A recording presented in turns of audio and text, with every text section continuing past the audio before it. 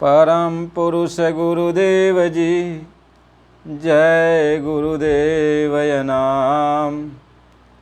अलख यगम की पार में स्वामी तुम्हें प्रणाम। कोटि कोटि करु वंदना, अरब खरब प्रणाम। चरण कमल बिसरू नहीं, जय गुरुदेवय नाम। जय गुरुदेव।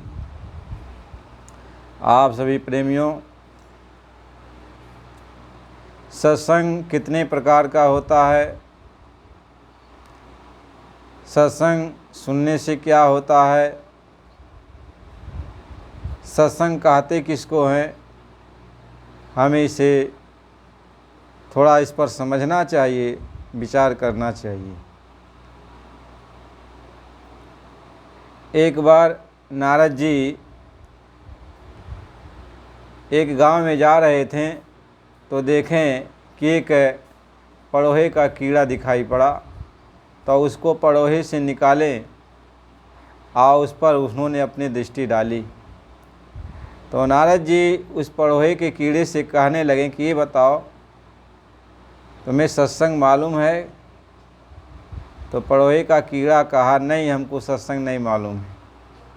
सत्संग किसको कहते हैं हमको नहीं मालूम है। तो कहें तो कौन बताएगा? तो कीड़े ने कहा कि देखो, उस गांव में एक बगीचा है, उस बगीचे में कल एक सुग्गा एक बच्चे को जन्म देगा, वो बताएगा। तो दूसरे दिन उस बगीचे में गए तो देखें कि एक सुग्गा जो है बच्चा दिया है। तब वो बच्चे के पास गए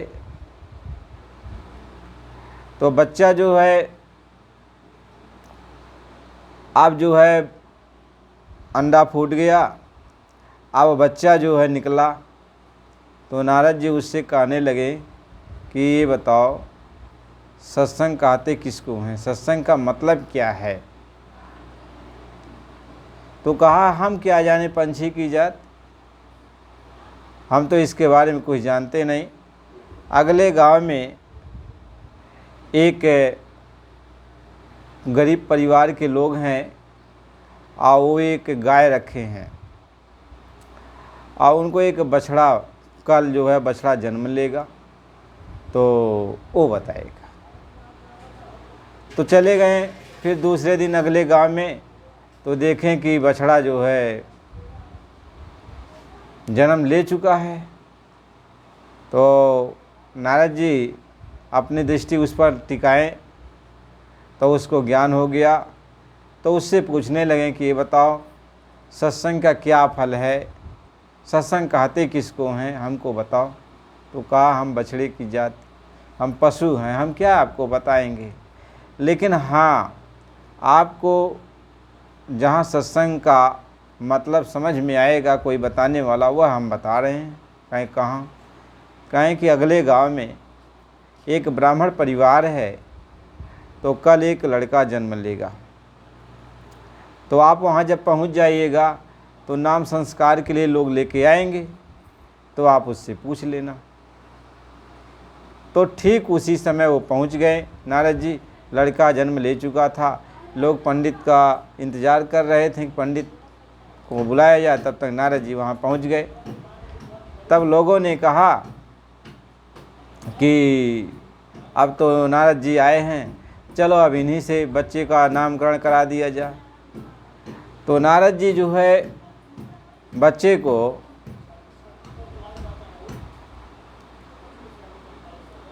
अब नामकरण जो है उसका करने लगे।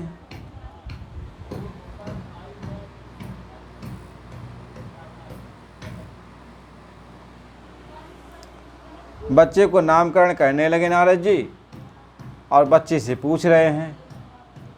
जब वो बच्चे से पूछते हैं कि ये बताओ सत्संग का क्या मतलब है, तो बच्चा हंसने लगा।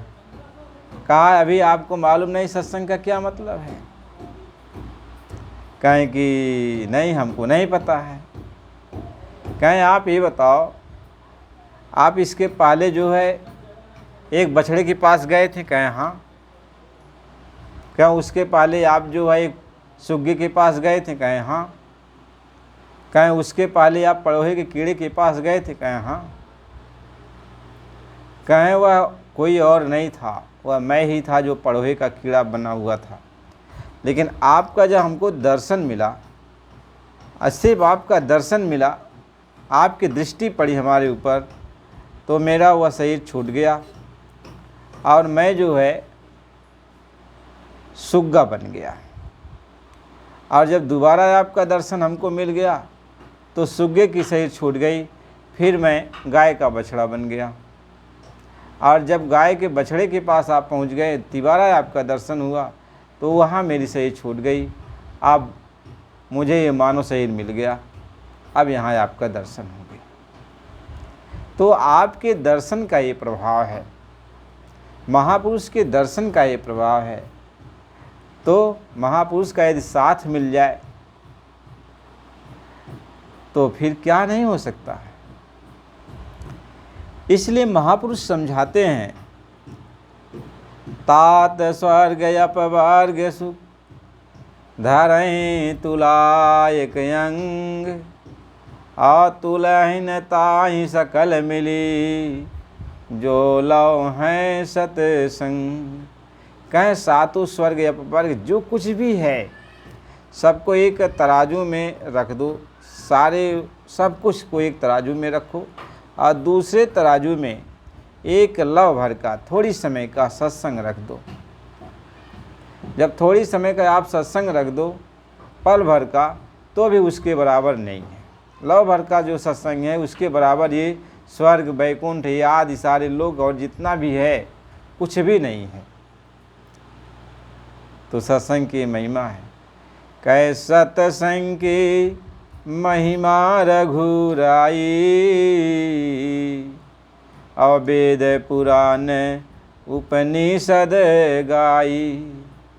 कह संतों की और सत्संग की जो महिमा है, वेदों में, शास्त्रों में, पुराणों में, उपनिषदों में, ग्रंथों में सारे मनुष्यों ने, ऋषियों ने, मुनियों ने और सारे संत महात्माओं ने सत्संग की बड़ी महिमा गाई।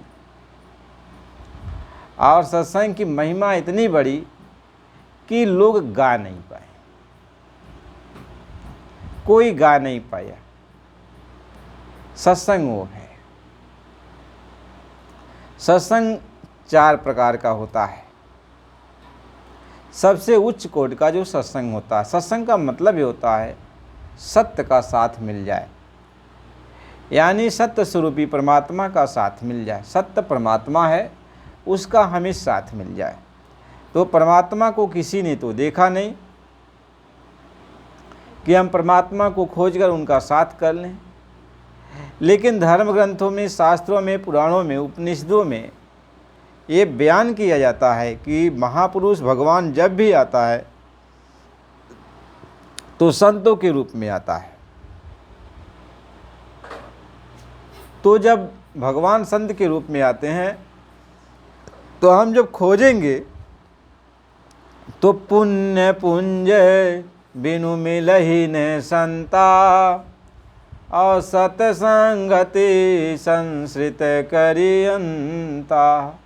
तो ऐसे संतों महात्माओं का साथ करने के लिए हमें तो पहले उस मालिक से प्रार्थना करनी पड़ती है, तड़पना पड़ता, रोना पड़ता है और अपने जीवन में पुण्य अर्जित करना पड़ता है। अपने जीवन में हम पुण्य काम में लगे रहते हैं, अच्छे कामों में लगे रहते हैं, और हमारे प्रारब्ध में यदि पुण्य है ज़्यादा और यहाँ अच्छे कामों में हम लगे हैं तो दोनों का संयोग मिल जाता है, दोनों का संयोग बन जाता है, तो हमें महात्माओं का दर्शन मिल जाता है। यानी और महात्माओं की कृपा भी हो जाती है, वो जानते भी हैं कि मुझको कौन इंतज़ार कर रहा है, मेरे लिए कौन तड़प रहा है, वो जानते हैं, तो वो भी दया करते हैं, संत भी दया करते हैं और आपका कुछ पुण्य भी उदय हो जाता है। तो सबका संयोग मिल जाता है। तो कहते हैं पुण्य पुंज बिनु मिलहि न संता, और सत्संगति संसृत करियंता। तो अब तो भगवान के रूप में संत महात्मा मिल जाते हैं। भगवान के रूप में जब संत महात्मा का साथ मिल गया, अब ये जीव जो है अब उनके प्रेम में, उनकी सेवा में, उनकी भक्ति में अब वो लग जाता है। अब वो जान जाता है कि हमें सब कुछ मिल गया, महात्मा मिल गए, संत मिल गए तो सब कुछ मिल गया। अब उनकी सेवा में बहुत खुशहाली से वो होने लगता है। यह उच्च कोटि का सत्संग है। अब वो महात्माओं के साथ रहने लगता है, उनकी सेवा करने लगता है। महात्मा इस बात को समझाते हैं। दूसरा क्या होता है, जब महात्मा मिल जाते हैं तो आपको मालिक से जोड़ देते हैं, मालिक के नाम से जोड़ देते हैं। तो अब आप दूसरा नाम का साथ आपको मिल जाता है। यानी आप अब दूसरा सत्संग, पहला सत्संग तो महात्माओं का, संतों का साथ मिल गया। अब दूसरा सत्संग आपके साथ नाम।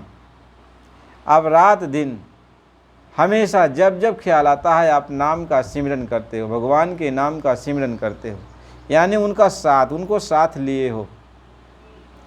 अब भगवान के नाम को साथ लिए हो, उनके नाम का जाप करते हो, हमेशा नाम का सिमरन करते हो, नाम को साथ ले लिए हो। मालूम होता है कि नाम साथ साथ चल रहा है। महात्मा ये समझाते हैं, अब भगवान के नाम का आप जाप करने लगे, भगवान को याद करने लगे। हर वक्त, हर समय, जब भी आपको फुर्सत मिलता आप भगवान के नाम का जाप कर रहे हो। पहला महात्माओं का साथ मिल गया, दूसरा महात्माओं के द्वारा भगवान का नाम का साथ मिल गया, यानी भगवान का नाम पर मिल गया और आप नाम का सिमरन करने लगे।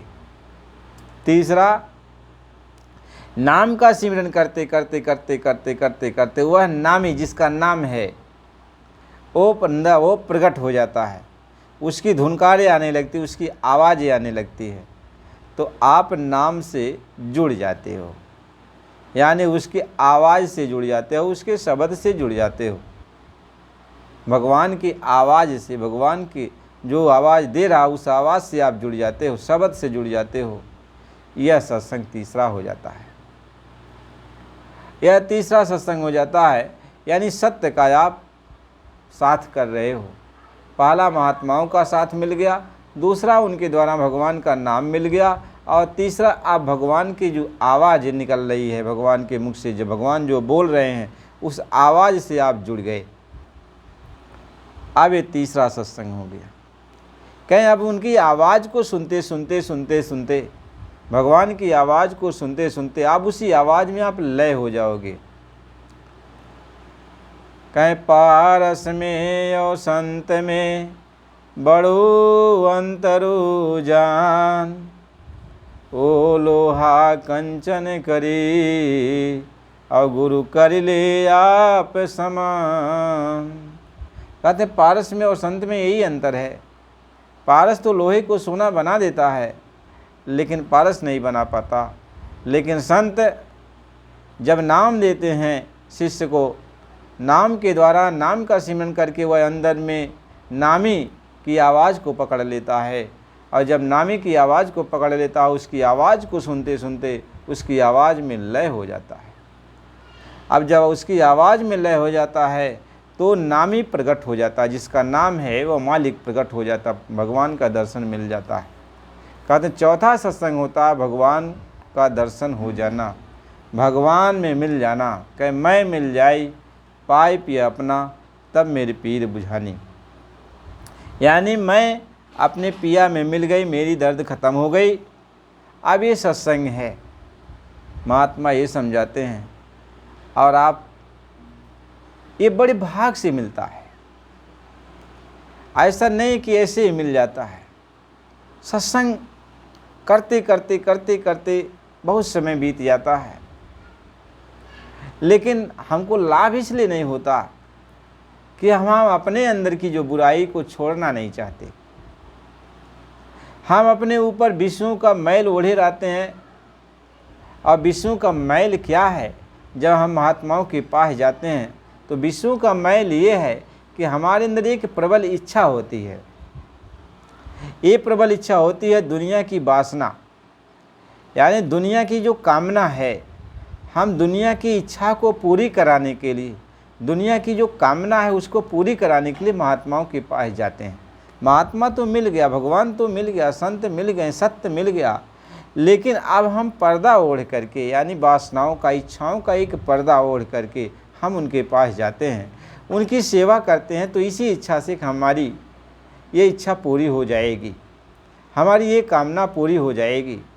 ये दुनियावी कामना हमारे अंदर जो है लगी रहती है, इससे हम उनकी सेवा करते हैं, उनकी बात को सुनते हैं, उनके सत्संग को सुनते हैं, लेकिन इच्छाएं हमारी प्रबल ये है, तो महात्मा तुम्हारी सांसारिक इच्छा को पूरी करने में लग जाते हैं। लेकिन एक इच्छा को पूरी हुई, फिर भी आपको संतोष नहीं हुआ, तब तक दूसरी इच्छा अंदर अंदर आ जाती है। सामने तो आप महात्माओं से कहते नहीं हो, लेकिन अपनी इच्छा आप अपने अंदर ही लेकर महात्माओं के पास चले जाते हो, और महात्मा तुम्हारी हर इच्छा को देखते रहते हैं। कहते हैं कि जिस तरीके से एक आग है, आग को बुझाने के लिए आप उसमें घी डाल दो, आप सोचो कि ये आग बुझ जाएगी, और इसमें हम घी डाल देते हैं तो बुझने के बजाय आग और तेज भड़क जाएगी। इसी तरीके से हम वासनाओं को जितना पूरा करना चाहते हैं, ये वासनाएं और बढ़ती जाती हैं, ये इच्छाएं और बढ़ती जाती हैं। हम बार बार ये सोचते हैं कि हम ज़्यादा इसमें हमारी ये इच्छा पूरी हो जाएगी तो मुझे संतोष हो जाएगा और मैं जो है भक्ति कर लूँगा। लेकिन नहीं, जैसे आपकी एक इच्छा पूरी हुई तैसे दूसरी इच्छा प्रबल जाग गई। अब दूसरी प्रबल इच्छा जाग जाती है, उस इच्छा को पूरा करने के लिए हम लग जाते हैं। महात्माओं का साथ हमको मिला है, फिर भी हम इसी अपनी इच्छा को पूरी कराने में ही लगे रहते हैं। ऐसे जीवन हमारा जो है बीतने लगता है। इस तरीके से जीवन बीतते बीतते वो समय भी आ जाता है जब हम यहाँ से जाने की तैयारी कर लेते हैं। महात्मा ये समझाते हैं, सत्संग क्या करे, सतगुरु क्या करे, उसका दिया हुआ नाम क्या करे, जब मेरा भक्त उस पर अमल ही नहीं कर रहा है, उस पर चलने की कोशिश नहीं कर रहा है, वह दुनिया की वासनाओं में ही डूबा हुआ है, दुनिया की इच्छाओं को ही पूरा करने में लगा हुआ है। महात्मा इस बात को समझाते हैं। इसलिए असर सत्संग का नहीं होता। यह उसी तरीके से जैसे कोई पत्थर है, वो पानी में पड़ा रहता है, बहुत समय तक पानी में पड़ा रहता है, लेकिन जब बाहर निकाल दिया जाए तो धूप जब लगेगा तो ऊपर का पानी सूख जाता है और अंदर वो पत्थर जैसे पहले था वैसे अब भी बना रहता है। इसी तरीके से जब तक हम महात्माओं के सत्संग में रहते हैं तब तक हम उनका असर रहता है ऊपर ऊपर, अंदर हमारे नहीं जाता। अंदर वह जो सत्संग का जल है अंदर नहीं जाता, हमारे अंदर कठोरपन ही रहता है। हमारे अंदर की जो विचार हैं, जो भावनाएं हैं दुनियावी, वो भरी पड़ी रह जाती हैं। तो चाहनाएं कामनाएं अज्ञानी पुरुष को होती है, और हम चाहनाएं कामनाओं में लगी रहें। भगवान मिल जाने के बावजूद, संत मिल जाने के बावजूद भी हम अपने काम को नहीं करा पाए, अपनी आत्मा का कल्याण नहीं करा पाए। हम महात्माओं से उन्हें अपनी इच्छा को पूरी कराने में ही लग गए और इसी में हमारा समय बीतता चला गया। और एक बार कहे बाबा जी हमारी इच्छा को पूरा कर दीजिए, हम भजन करेंगे। तो बाबा जी ने उस इच्छा को पूरा कर दिया। कुछ दिन तो आप शांत रहे, फिर तब तक दूसरी प्रबल इच्छा ऐसी जाग गई कि अभी तो बहुत ज़रूरी है। फिर रोध होकर के फिर बाबा के पास गए, फिर कहने लगे गुरु महाराज हमारी इस इच्छा को पूरा कर दीजिए, अब हम भजन करेंगे। इसी तरीके से जीवन में ये होता रहता है, होता रहता है। महात्मा इस बात को समझाते हैं, 4 तरह का सत्संग होता है और ये चारों तरह का सत्संग सत्य है, यानी महात्माओं का भगवान का साथ ही है। भगवान जब आपको साथ मिलता है तो संत के रूप में मिल जाता है, और संत आपको भगवान का नाम प्रदान कर देते हैं, नाम से जोड़ देते हैं। अब नाम, भगवान का नाम आपके साथ हो जाता है, और फिर जब नाम की कमाई करते करते, नाम की रगड़ करते करते, नाम के अंदर जो अग्नि है वो प्रकट हो जाती है। आपके अंदर जब नाम की अग्नि प्रकट हो जाती है तो पाप पुण्य कर्म ये साफ हो जाते हैं, जलकर राख हो जाते हैं। अब आपके अंदर भगवान की आवाज़ मिल जाती है और भगवान की आवाज़ को सुनते सुनते जैसे अजगर होता है दूर बैठा हुआ है लेकिन अपनी सांस के द्वारा अपने आहार को खींच लेता है, ऐसे भगवान अपनी आवाज़ के द्वारा आपको सुना करके अपनी आवाज़ को आपको पकड़ा कर भगवान आपको अपने पास बुला लेते हैं। और आपको जब अपने पास बुला लेते हैं तो आप भगवान का दर्शन कर लेते हो, भगवान में मिल जाते हो। महात्मा इस बात को समझाते हैं।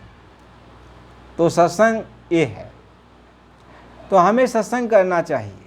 ये जो संत मत का मार्ग होता है ये वाद विवाद का मार्ग नहीं होता, ये कहा सुनी का बात नहीं होती, ये देखा देखी की बात होती है।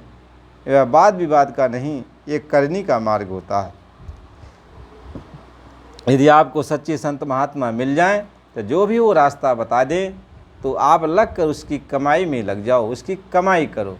1 मिनट करोगे तो 1 मिनट की मजदूरी, 2 मिनट करोगे 2 मिनट की मजदूरी, आप 10 मिनट समय दोगे तो 10 मिनट की मजदूरी, जो भी आप समय दोगे तो आपको अंदर में अनुभव होने लगेगा, दिखाई सुनाई पड़ने लगेगा। जो आप समय देंगे आपके पहले मैल को वो साफ करते हैं।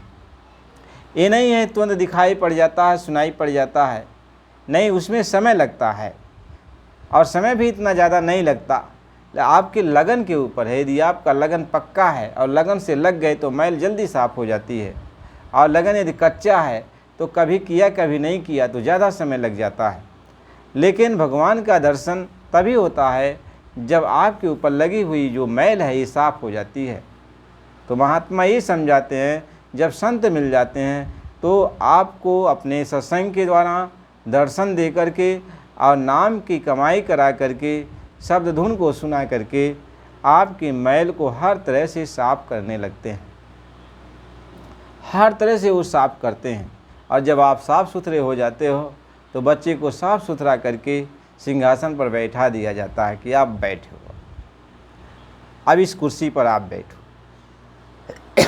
ऐसे ही महापुरुष जब आपको पाप पुण्य से अलग करा देते हैं, आप निर्मल हो जाते हो, तो आप अपने घर पहुंच जाते हो, परमात्मा की दरगाह में चले जाते हो और परमात्मा का रूप बन जाते हो।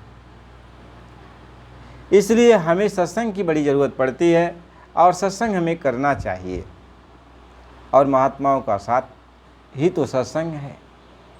आप जब महात्माओं के द्वारा ही नाम मिलेगा, नाम की कमाई करोगे, प्रभु की आवाज़ मिलेगी, प्रभु की आवाज़ को सुनते सुनते आप प्रभु का दर्शन पा जाओगे और भगवान में मिल जाओगे। बहुत सारे लोग हैं जो ये चाहते हैं, ये कहते हैं कि हमें भगवान का दर्शन कब होगा। तो महात्मा ये कहते हैं कि संत का दर्शन हो गया तो भगवान का दर्शन तो पहले हो जाता है, लेकिन आप संत को पहचान नहीं सकते, संत को जान नहीं सकते। तो इसीलिए महात्मा संत अपने को नहीं कहते मैं भगवान हूँ, लेकिन वो इतना ज़रूर कहते हैं कि ये जो मेरे मार्ग पर तू चलेगा तो तुम्हें भगवान का दर्शन हो जाएगा। जब मार्ग पर चलने लगेंगे, पाप पुण्य की मैल साफ होने लगती है, तो अंदर जब भगवान मुझको मिलता है तो हम ये देखते हैं कि भगवान और मेरा जो संत है, जो गुरु है, जिसको हमने जिनके पास हम गए, जिन्होंने हमको रास्ता दिया, वो दोनों का रूप एक ही है। एक तो यहाँ अपना रूप बना के बैठा है, एक वहाँ बैठा है, और एक मेरे साथ चल रहा है, वो साथ भी चल रहा है। और जब उस सिंहासन पर बैठने की बात आती है तो मेरा गुरु उस सिंहासन पर बैठ जाता है। सत्य पुरुष सिंहासन पर बैठा है और मेरा मालिक, मेरा गुरु सत्य पुरुष के रूप में सिंहासन पर बैठ जाता है, यानी सत्य पुरुष का रूप मेरे गुरु का रूप हो जाता है। इसलिए महात्मा समझाते हैं सत्य पुरुष की आरसी संतन ही की दे, और लखा जो चाहे अलग को तो इन्हीं में लख ले। यदि आप संतों महात्माओं के पास चले जाते हो तो समझ लो कि आपको मालिक का दर्शन मिल रहा है, भगवान का दर्शन मिल रहा है, और आप भगवान का साथ कर रहे हो। तो आपके बहुत सारे पाप ताप ये धुल जाएंगे।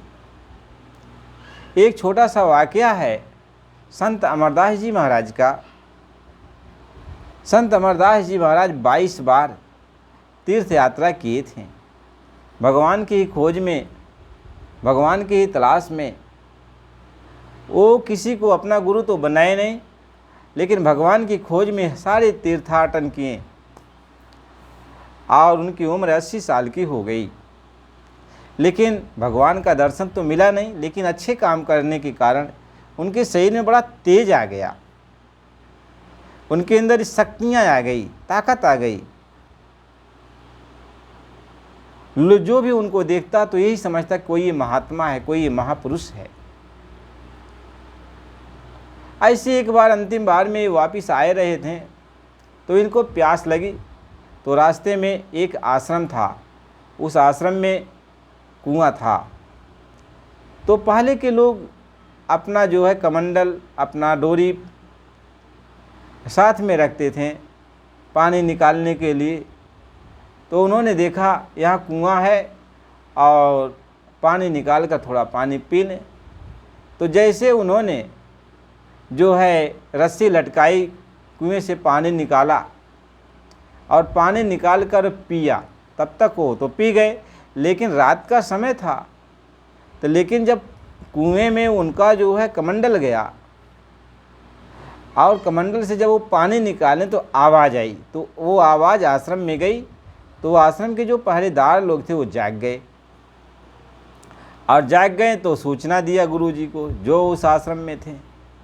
तो वो लोग आए, कहें ये बताओ और आपने जो है पानी निकाला? उन्होंने कहा हाँ पानी निकाला। कहें पानी पी भी लिया? कहें हाँ पानी पी भी लिया।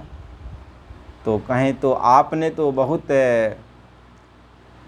अच्छा काम तो नहीं किया, क्योंकि ये अभी जो है कुआं खुदवाया गया था और इसका जो है अभी उद्घाटन नहीं हुआ।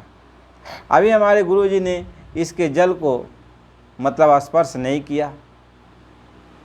तो उनके गुरुजी भी आ गए। तो अमरदास जी का, उनके गुरुजी इसका, यानी जो आश्रम के महंत थे, दोनों में वार्तालाप होने लगी। तो वार्तालाप आगे बढ़ गई, क्योंकि अमरदास जी के अंदर बड़ा तेज था। तो उन्होंने कहा कि आपके गुरु तो धन्य हैं। कहें आप कहाँ से आ रहे हो? कहें हम तीर्थ करके आ रहे हैं। कहें कि आपको तीर्थ जाने की क्या ज़रूरत है, आप तो खुद महान विभूति हैं, आप तो मालिक के रूप हैं। ऐसा उन्होंने वर्णन किया। एक कहने लगे कि नहीं, हम अभी कुछ नहीं हैं, लेकिन वो महात्मा इनका बड़ा सम्मान कर रहे थे। तो बात चलती गई आपस में।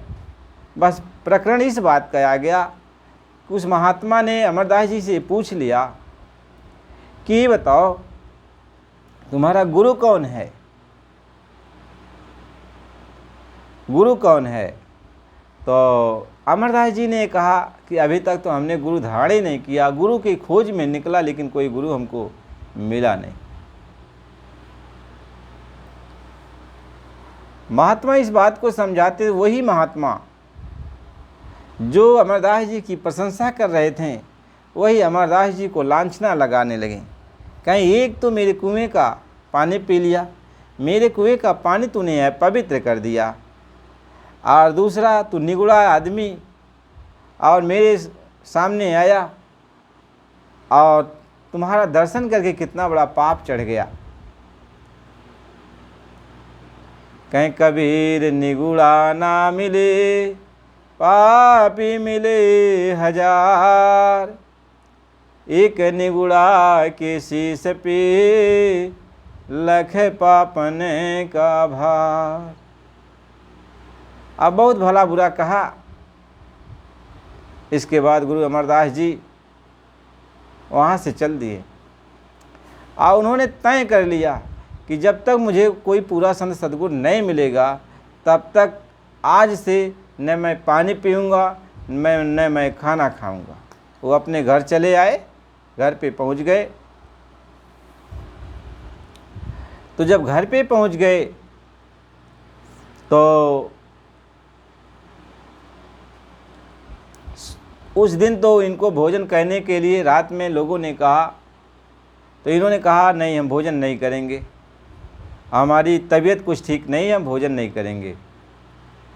रात में सोए और सोचने लगे कि पूरा जीवन चला गया, 80 साल की उम्र भी हो गई, अब कितना दिन रहना है इस संसार में, हमें अब तक गुरु नहीं मिला। और रात भर रोते रहे, मालिक से प्रार्थना करते रहे। तब उनके भाई की, गुरु अमरदास जी के भाई की जो पतोह थी, तो दोनों घर अगल बगल ही था, तो उनके भाई की जो पतोह थी वह सुबह सुबह जो है गुरु नानक साहब की वाणी का पाठ कर रही थी। उसका पाठ का अर्थ यही था कि चाहे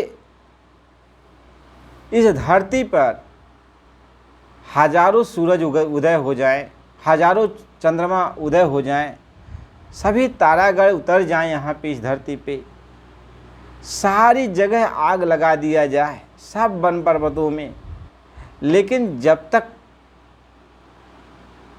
सूर्य नहीं उदय होगा ये रात नहीं जा सकती है। ऐसे ही यह दुनिया में जितना भी पसारा है, जितना भी धर्म ग्रंथ है, सब कुछ आदमी कर लेता है, सारे जप तप पूजा पाठ कर लेगा, लेकिन उसका भव सागर से आवागमन से उसका छुटकारा कभी नहीं हो सकता कि जब तक उसको पूरा गुरु नहीं मिलेगा। और बड़े प्रेम से वह इस बात को अपने ही घर में कह रही थी। और गुरु अमरदास जी के कानों में ये आवाज़ आई, तो उन्होंने वे घर से बाहर निकले तो देखें कि हमारे भाई के घर के अंदर से आवाज़ आ रही। तो वहाँ जाके वो जो है सुनने लगे। जब वाणी का पाठ खत्म हो गया तो उन्होंने आवाज़ दिया। तो जब आवाज़ दिया तो वो बाहर निकली, उनको प्रणाम की। कहें बेटी ये बताओ तुम किसका ये पाठ कर रही हो? कहें मैं गुरु नानक साहब की वाणी का पाठ कर रही हूँ। कहें ये पूरा गुरु कहाँ मिलेगा? गुरु नानक साहब ने कुछ इसका इशारा किया है? कहें ये पूरा संत सदगुरु, पूरा गुरु मेरे पिताजी हैं, गुरु अंगद देव जी महाराज। उन्हीं की गुरुगद्दी पर वो बैठे हुए हैं। अब तो इनको बहुत चटकना लगा। इन्होंने सोचा कि अब तो गुरु नानक साहब से मिलना चाहिए, उनके गुरु अंगद देव जी से मिलना चाहिए, वो हमारे समधी लगते हैं। अब विचार में आया कि समधी से हम कैसे मिलें, किस तरीके से मिलें और कैसे अपनी बात उनसे कहें। लेकिन लगन तो लग गई थी। उन्होंने कहा बेटी मैं उनसे मिलना चाहता हूँ, इसी वक्त मिलना चाहता हूँ, क्या तुम मेरे साथ चलोगी? तो वो कही कि क्यों नहीं, पैदल ही चलना था। और इसके बाद जो है वो रात में ही निकल दिए और वो लड़की घर के किसी को भी नहीं बताई और उनके साथ चली गई। वो भी ये सोची कि ये भी तो मेरे ससुर हैं, इनके साथ मैं चल रही हूँ और कहीं तो जा नहीं रही हूँ, अपने नैहर ही तो जा रही हूँ। लड़की जो है बहुत खुशहाली में थी कि आज पिताजी ने इनको बुला रहे हैं, इनका भी जीवन धन्य हो जाएगा। मालिक की बड़ी कृपा हो गई, दया हो गई। लड़की इस उद्देश्य से अपने ससुर को साथ में लेके जा रही थी। आज जब सिवान आ गया तो सूरज निकल चुका था और गुरु अंगद देव जी महाराज का सत्संग का समय हो रहा था। अब वो सत्संग करने के लिए बैठे हुए थे, सारी संगत तैयार थी। सत्संग उन्होंने थोड़ा सा सुनाया और इसके बाद जो है सारी संगत के लोगों से कहा कि देखो आज समधी आ रहे हैं हमारे, और यहाँ से चलो और जो सिवान है चलो उनका स्वागत कर लिया जाए, वहीं से उनका सत्कार किया जाए और उनको ले आवा जाए। तो सारी संगत के लोग तैयार हो गए और वो गुरु अमरदास जी महाराज यही सोच रहे थे जैसे सिवान में पहुंचा कि यदि वो पूरे गुरु होंगे तो हमें आएंगे, मतलब सत्कार करने के लिए, यहाँ पे सत्कार करने के लिए आएंगे, आओ भगत करने के लिए आएंगे। ये अपने अंदर वो विचार कर रहे थे। गुरु अंगद देव जी महाराज संगत को लेके वहाँ पहुँच जाते हैं और ये भी वहाँ गुरु अमरदास जी भी और जो है अपने पतोह को लेके वहाँ पहुँचते हैं। अब जैसे वहाँ जो है दोनों लोगों का मुलाकात हुआ तो ये तो भाव विभोर हो गए अमरदास जी महाराज कि हमने जो सोचा ये जान गए, ये पूरे हैं। लेकिन उनका मन थोड़ी समय के बाद कहने लगा, नहीं ये तो समधी वाले हैं, हो सकता है किसी ने सूचना दे दी हो तो चले आए। आग पीछ तो कर रहे थे, लेकिन उन्होंने सोचा आखिर सूचना कौन देगा, लड़की तो मेरे साथ चल रही है और रास्ते में कोई मिला नहीं तो सूचना कौन देगा। ऐसे विचार में आया, सत्संग सुनाए। इसके बाद शाम को बैठे एक साथ भोजन करने के लिए। तो अमरदास जी महाराज सोचने लगे कि यदि ये पूरे होंगे तो हमें जरूर आज प्रसाद देंगे। तो आमने सामने अगल बगल सब लोग बैठे थे, ये लोग भोजन करने के लिए। तो गुरु अंगद देव जी के थाली में जो रोटी था, चपाती,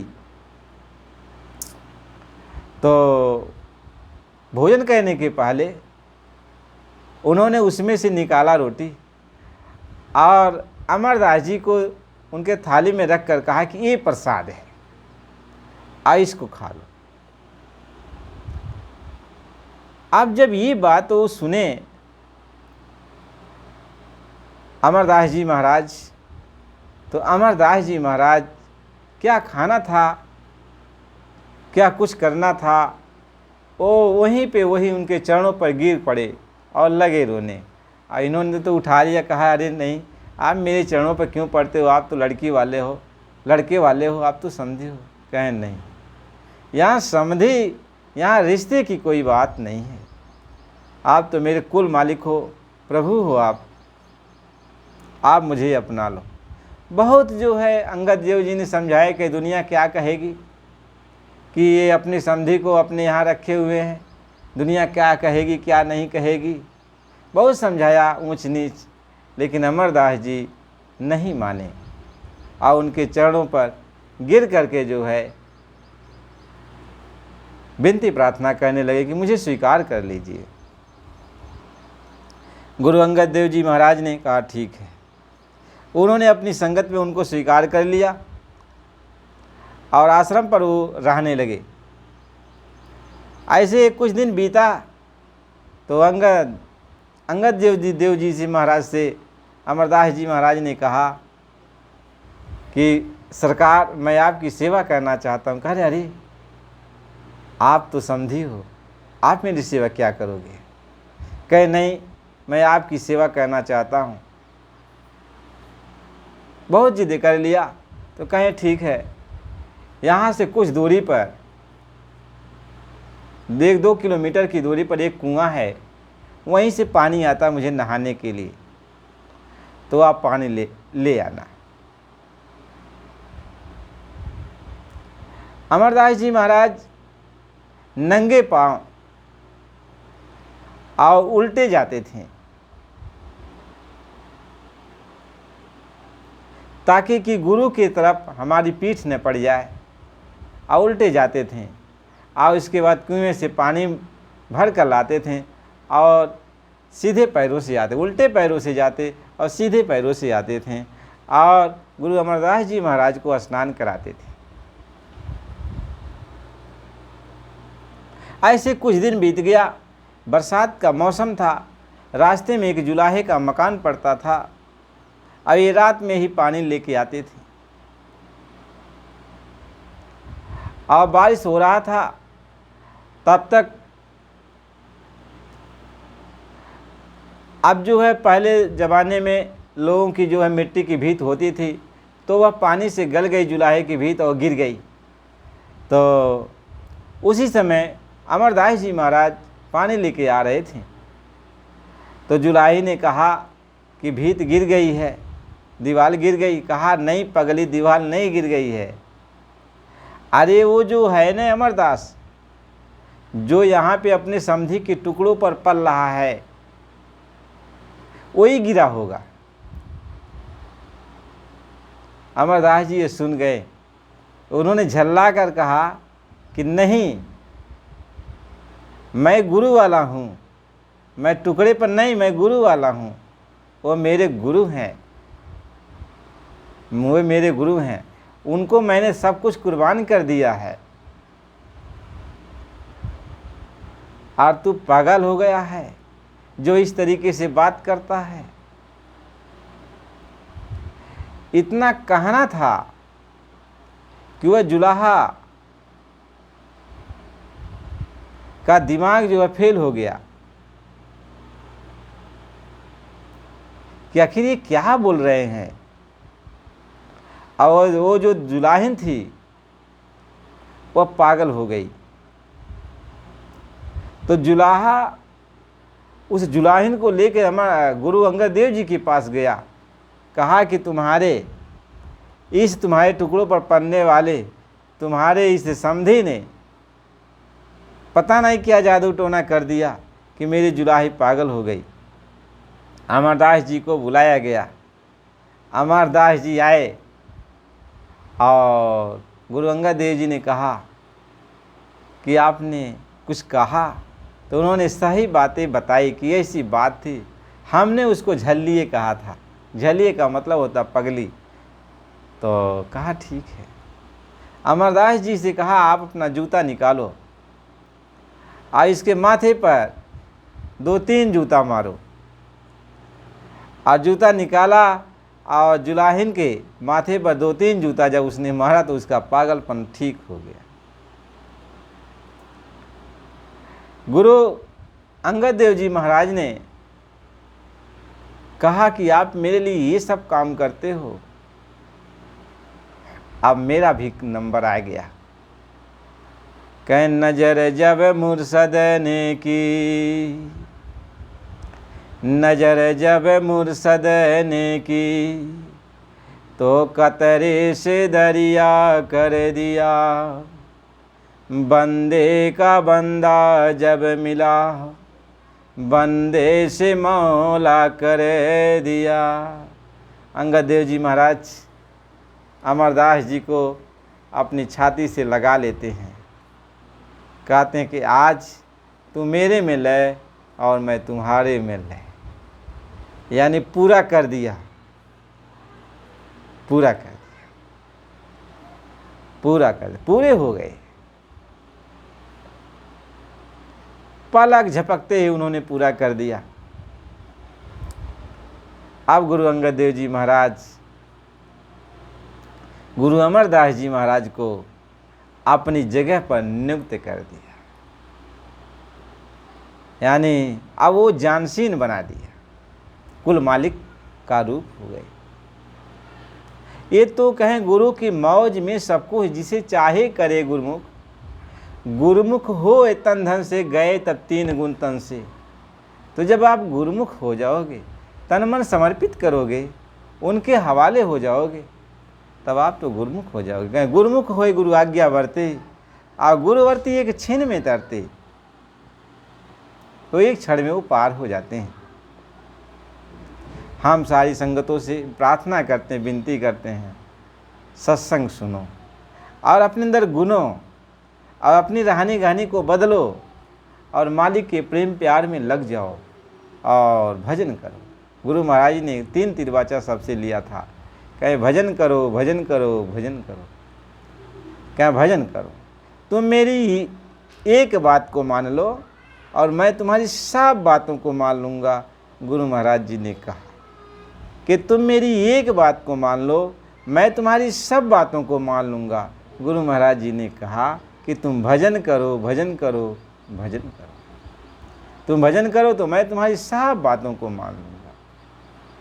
तो प्रेमी भाई बहनों, हम सब मिलजुल के रहे और गुरु महाराज जी ने जो मार्ग बताया उस मार्ग पर चलें और अपने बड़े बुजुर्गों का, अपने से बड़े लोगों का और छोटे सबका सम्मान करें, आदर करें।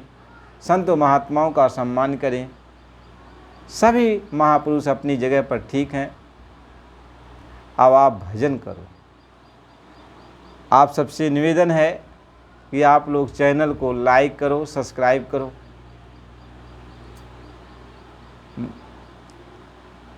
ताकि आपको जो सत्संग होता है, ये गुरु भक्ति का सत्संग है, मालिक के भजन के बारे में, भक्ति के बारे में, प्रार्थना आदि जो सत्संग में आते हैं, जो भी गुरु महाराज जी की दया कृपा होती है आपके पास मिलती जाए सत्संग वचन के माध्यम से, और आप उसको बराबर सुना करो। इसलिए चैनल को नए हो तो लाइक सब्सक्राइब करो, पुराने हो तो आप लाइक करो और बराबर सुना करो। क्योंकि सत्संग सुनने से बहुत सारे पाप ताप धुल जाते हैं। ये आपको मालूम होना चाहिए कि सत्संग कोई कथा कहानी नहीं है, ये मालिक की एक दात है। जय गुरुदेव।